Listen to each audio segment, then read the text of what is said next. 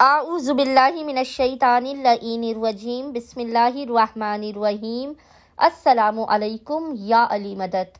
مومنین و مومنات کی خدمت میں ماہ رمضان کریم کے 28ویں دن 28 ڈے آف ماہ رمضان کریم کی دعا اور اس کی فضیلت لے کر آئے ہیں۔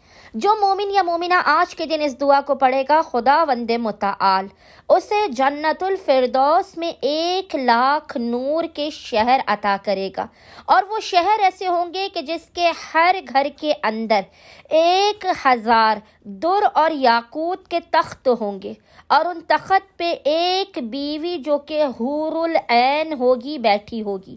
خداوند متعال اس مومن و مومنہ کے گناہوں کو بخش دے گا، اس کی حاجات کو اپنی بارگاہ میں قبول و مقبول کر دے گا، اور اس پر اپنے لطف و کرم اور عنایات کی بارش کر دے گا۔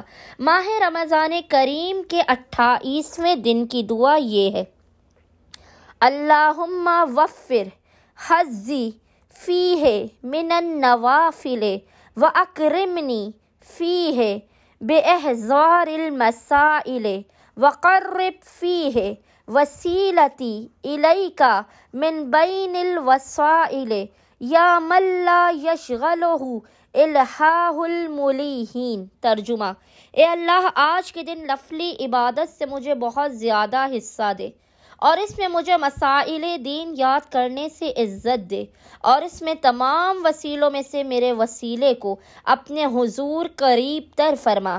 اے وہ ذات جسے اصرار کرنے کا اصرار دوسروں سے غافل نہیں کرتا۔ اللہم صلی علی محمد و آل محمد وعجل فرجہم اجمعین۔